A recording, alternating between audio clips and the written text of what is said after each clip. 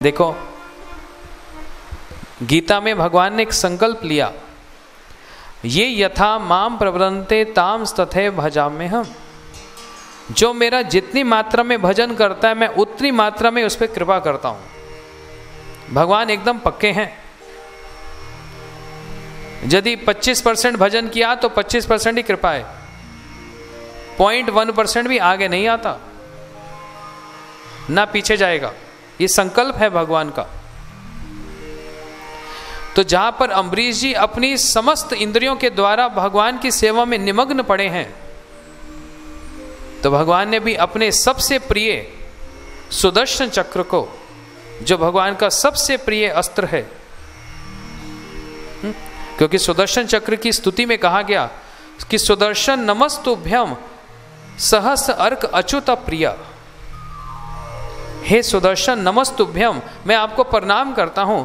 आपके सहस्त्र हजारों अर्क हैं और आप क्या हैं? अच्युत प्रिया। आप कृष्ण के सबसे प्रिय अस्त्र हैं।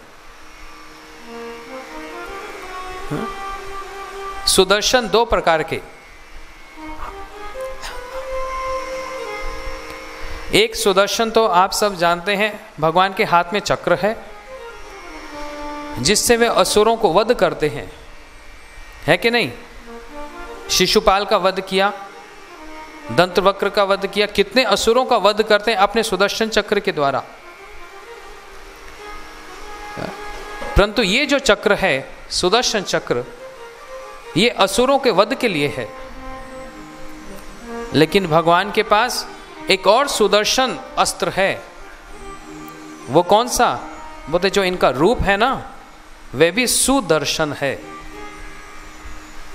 जहां पर भक्त इनका दर्शन करके मुयंत यस सूर्या,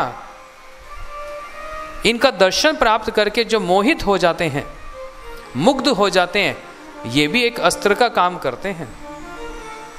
जैसे ब्रज गोपियां कहती हैं, नेहम किम वदा, हे श्याम सुंदर, क्या अपने इन नेत्रों से, अपने इन घुंघराले केशों से, टेढ़ी चितवन से आपने इतने असुरों का वध किया, क्या इन दृश्य से, इन रूप से क्या हमारा भी वध करोगे? तो जहां पर ब्रजवासी कृष्ण का दर्शन प्राप्त करते हैं, वो दर्शन सुदर्शन होता है, कोई साधारण दर्शन नहीं, ये सुदर्शन है। अब दर्शन और सुदर्शन में क्या अंतर? वो तो दर्शन तो साधारण रूप में होता है, लेकिन सुदर्शन जब प्रेम इतना प्रबल हो जाता है, प्रेम प्रधान हो जाता है, तब विधि की और किसी वस्तु की इच्छा नहीं रहती, तब भगवान का जो दर्शन होता है वो सुदर्शन होता है, मतलब विशेष दर्शन। जहां पर शरीर में अलंकार धारण किए या नहीं किए, इससे कोई अंतर नहीं पड़ता, क्योंकि जगत में सभी अपने शरीर पे आभूषण धारण करते हैं अपनी शोभा को बढ़ाने के लिए, परंतु भगवान भी आभूषण धारण करते हैं क्या अपनी शोभा को बढ़ाने के लिए? नहीं, उन आभूषणों की शोभा को बढ़ाने के लिए भगवान उनको धारण करते हैं। भूषणम भूषणम अंगनम, वो अलंकार भगवान के शरीर में सुसज्जित होकर उनकी सौंदर्य बढ़ जाता है, क्योंकि भगवान का जो रूप है वो लवण्य सारम, परम सुंदर। इसलिए भक्तों के लिए उनका जो दर्शन वह सुदर्शन है, और असुरों के लिए वही सुदर्शन अस्त्र का रूप धारण करता है और उनका वध करता है। इसलिए हमें कौन सा सुदर्शन चाहिए? क्या अस्त्र वाला सुदर्शन? बोलते नहीं प्रभु, ये अस्त्र नहीं, हमें तो आप अपने नेत्रों से जो कटाक्ष मारकर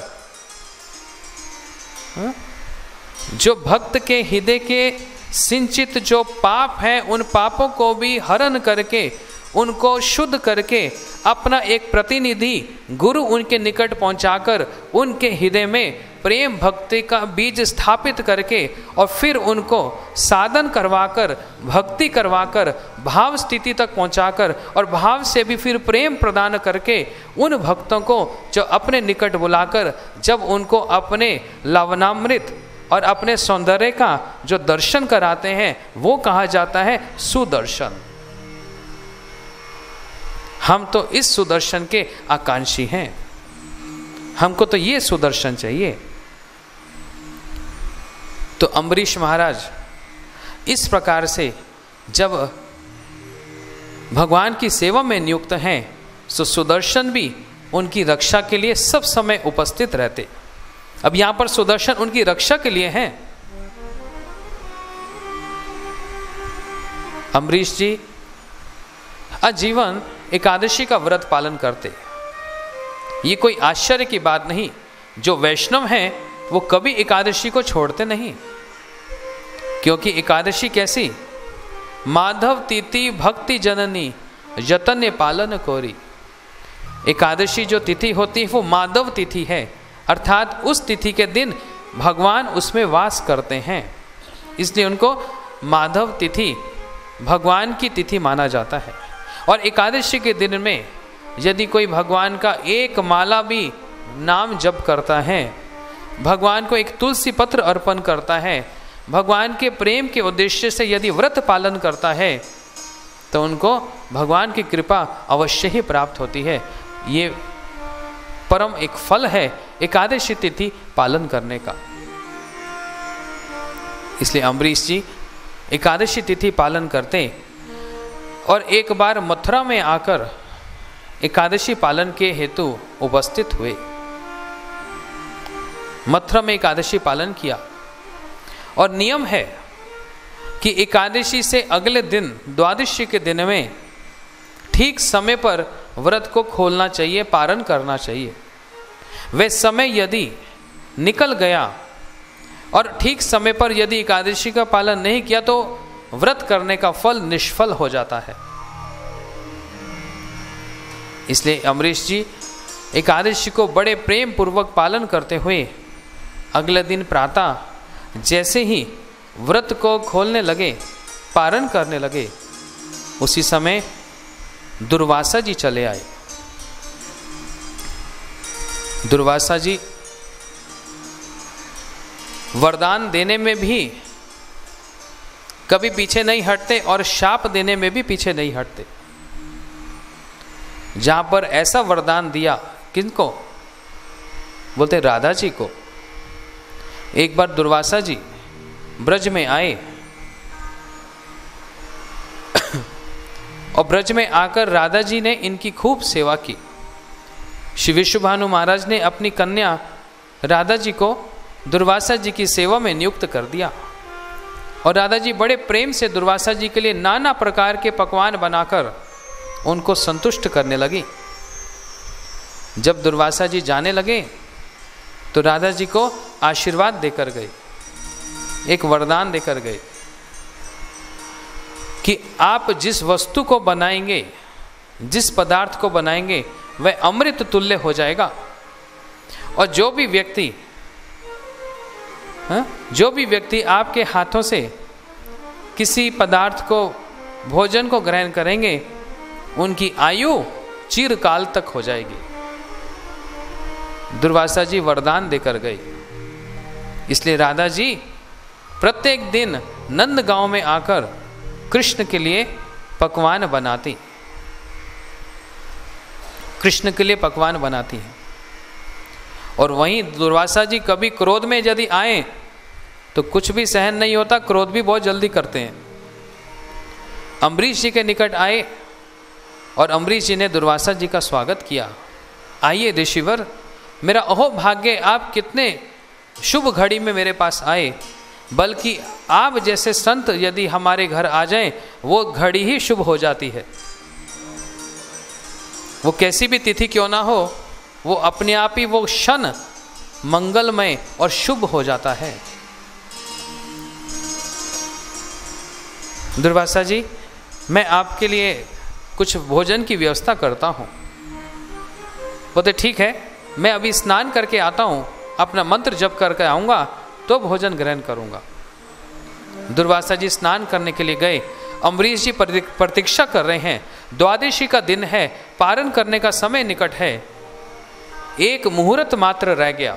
एक मुहूर्त मतलब 36 मिनट। अम्बरीश जी तो चिंता में पड़ गए कि दुर्वासा जी अभी तक आए नहीं और व्रत खोलने का समय निकला जा रहा है, क्या करें ऐसी स्थिति में।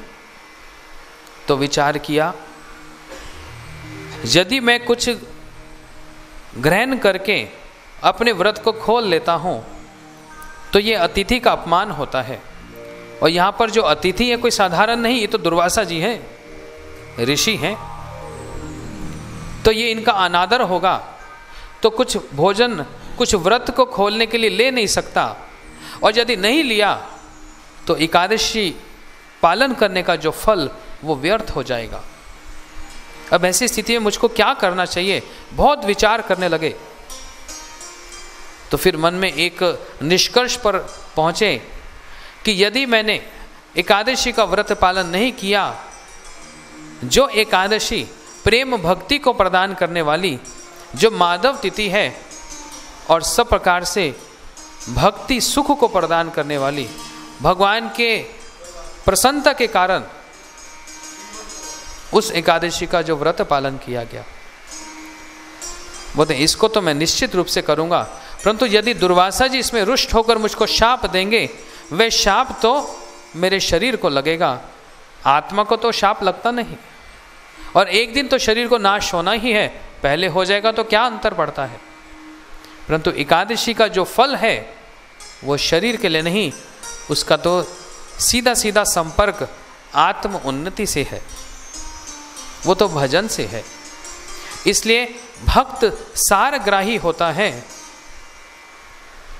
वो आत्म तत्व पर पूर्ण रूप से निर्भर होता है। शारीरिक के सुख और दुख से एक भक्त का कुछ लेना देना नहीं होता। अपने शरीर को भी वह भक्त भगवान की और गुरु की सेवा में नियुक्त कर देता है। एक बड़ा सुंदर उदाहरण देखिए। एक बहुत बड़े गुरु हुए श्री रामानुजाचार्य जी। बड़ी सुंदर कथा है, ध्यान से सुनना। ये कथा सुनकर हृदय भी पिघलने लग जाता है।